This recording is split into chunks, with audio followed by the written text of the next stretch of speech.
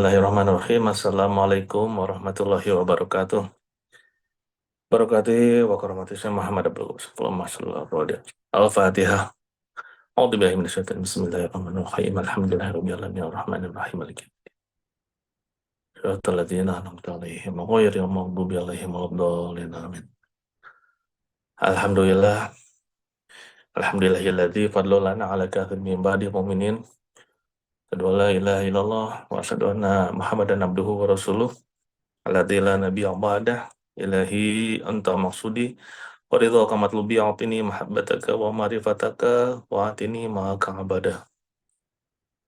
Kehadapan Guru Agung kita semua, Abah Aos, marilah kita suhunkan, kita mintakan, kita mohonkan kepada Allah agar apa yang Allah anugerahkan kepada beliau juga dianugerahkan kepada kita-kita semua selaku murid-muridnya. Dan kehadapan para Wakil Talqin yang hadir pada malam hari ini, yaitu Kiai Haji Mustafa dari Madura, Kiai Haji Mahya dari Madura, Kiai Haji Imam Sution dari Purbalingga, Kiai Haji Hasan Bakri dari Makassar, Kiai Haji Samsul Muafi dari Gresik, dan Kiai Haji Prof. Edi Sunario dari Bogor. Mari kita doakan beliau-beliau agar senantiasa ditambah-tambahkan, dilimpah ruahkan karamah dan barokahnya, ditambah-tambahkan ilmu-ilmunya, untuk kita semua juga. Dan juga yang pemangku hajat pada malam hari ini yaitu Ibu Hajah Wastinah dari Taiwan. Semoga beliau beserta ikhwan-ikhwan di Taiwan senantiasa dipanjangkan usianya, disehatkan, tambahkan rezekinya yang halal, yang melimpah ruah. Amin, amin. Terima Dan kasih. juga kepada semua panitia, ya, petugas yang sudah melaksanakan tugas pada malam hari ini. Semoga senantiasa diistiqomahkan.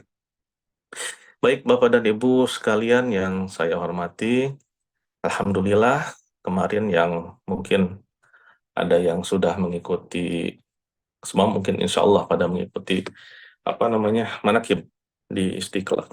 Ya.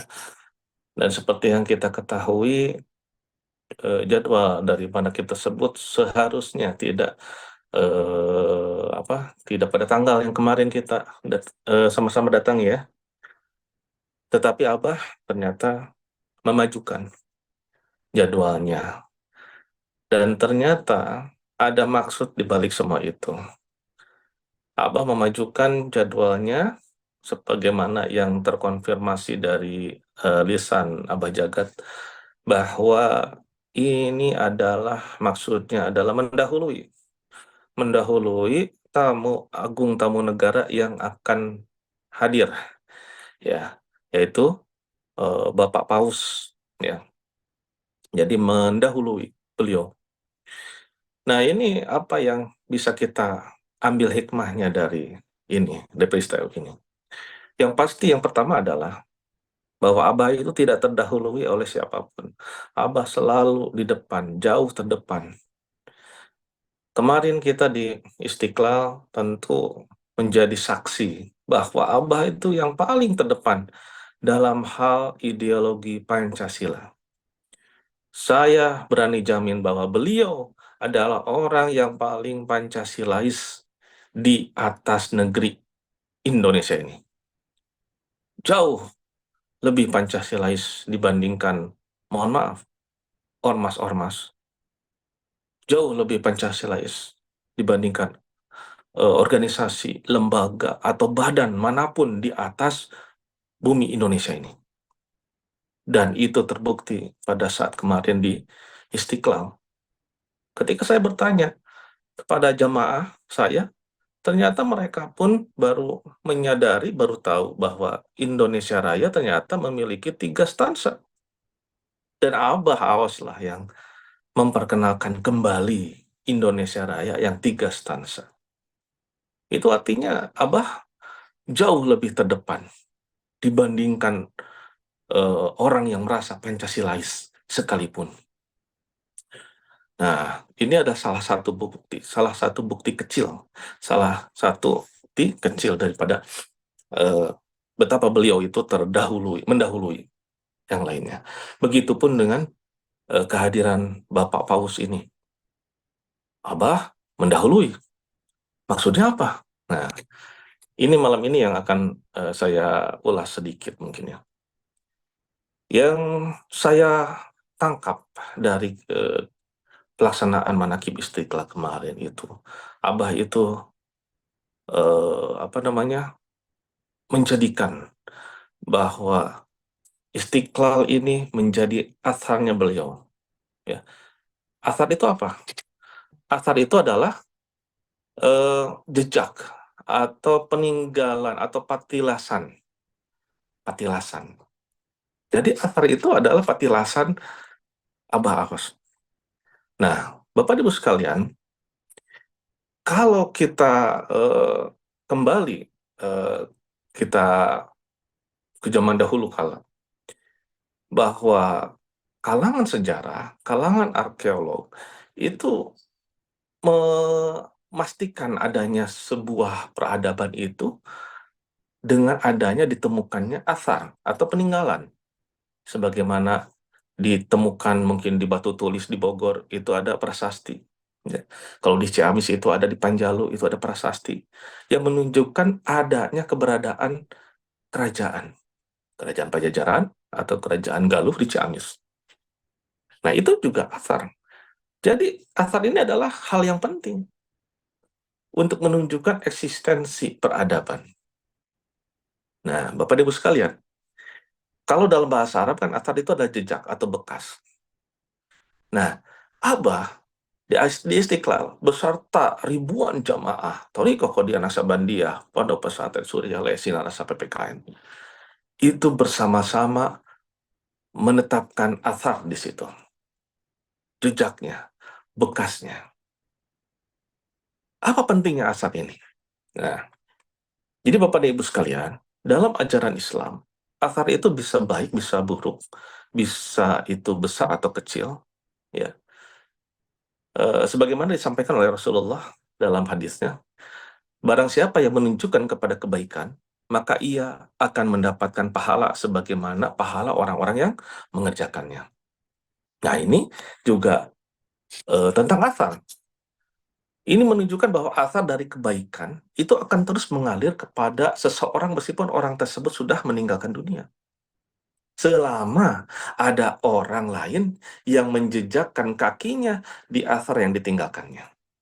Contoh misalkan ada yang mewakafkan misal hanya satu sak semen di satu masjid. Maka selama masjid itu berdiri dan selama ada orang yang sholat di dalamnya, maka akan ada pahala yang mengalir kepada donatur tersebut, meskipun beliau sudah meninggal.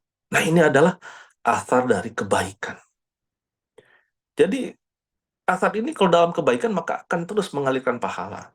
Sebaliknya juga, perbuatan buruk ya akan meninggalkan asar yang buruk juga untuk manusia tersebut. Nah, Bapak dan Ibu sekalian, dalam surat Yasin ayat 12, Inna nahnu nuhyil mauta wa naktubu ma qaddamu wa atharahum wa kulla shay'in ahsaynahu fi imamin mubin. Sesungguhnya kami menghidupkan orang-orang mati dan kami menuliskan apa yang telah mereka kerjakan dan asar-asar mereka.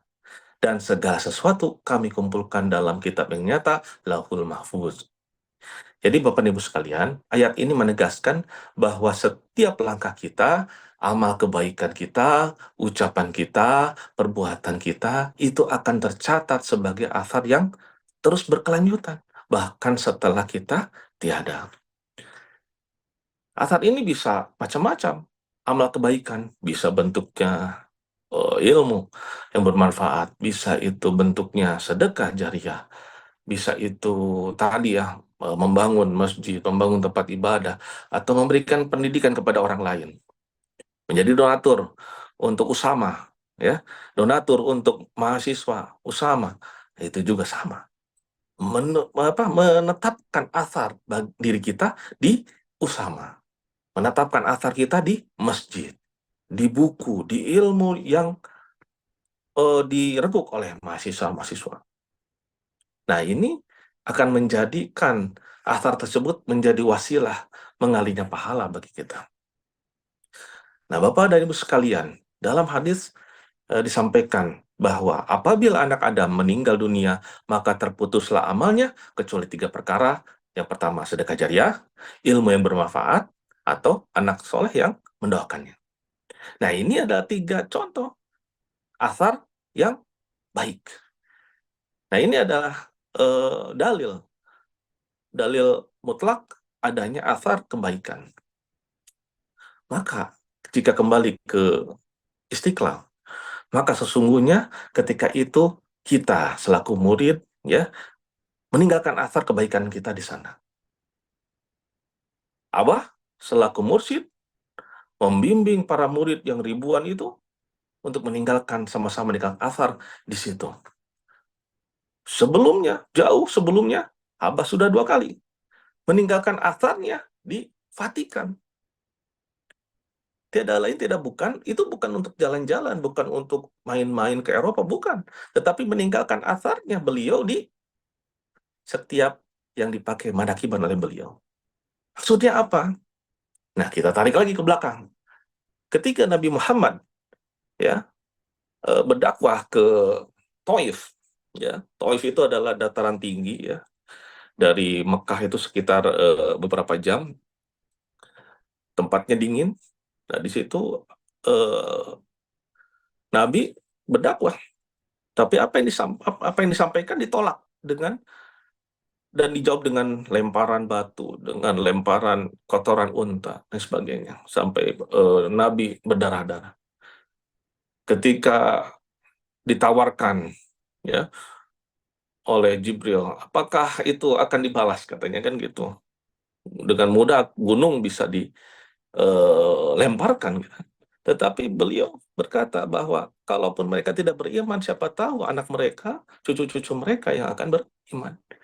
Nah, Bapak dan Ibu sekalian, di situ kita bisa mengambil kesimpulan bahwa Nabi sedang menetapkan atharnya di kampung Taif tersebut.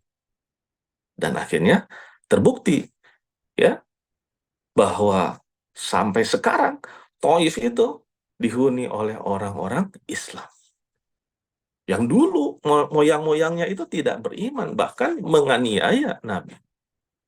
Nah, kalau begitu, Abah mengadakan manakiban di titik-titik di Eropa.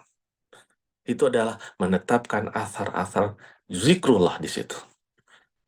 Kalau periode beliau mungkin tidak ada atau belum ada orang yang berzikir di situ, maka siap-siap ya. Sebagaimana tadi kisah Nabi di Taif tersebut, siap-siap. Mungkin anak-anaknya, bukan mungkin, pasti anak-anaknya, pasti cucu-cucunya, keturunannya nanti yang menjejakkan kakinya di tempat yang Abah awas tinggalkan asarnya tersebut, akan ada zikrullah yang menggema di tempat tersebut. Silakan, bisa dibuktikan. Kenapa saya bisa yakin? Karena sudah terbukti oleh Rasulullah Shallallahu Alaihi Wasallam yang telah meninggalkan asarnya ya di banyak tempat. Salah satunya di Taif. Ternyata terbukti menjadi beriman. Nah, lalu bagaimana dengan asar yang tinggalkan di Masjid Istiqlal? Ini uniknya bahwa asar yang ditinggalkan oleh Pangarsa Abah itu dijejakkan kakinya oleh Paus. Paus adalah orang otoritas tertinggi Katolik di seluruh dunia.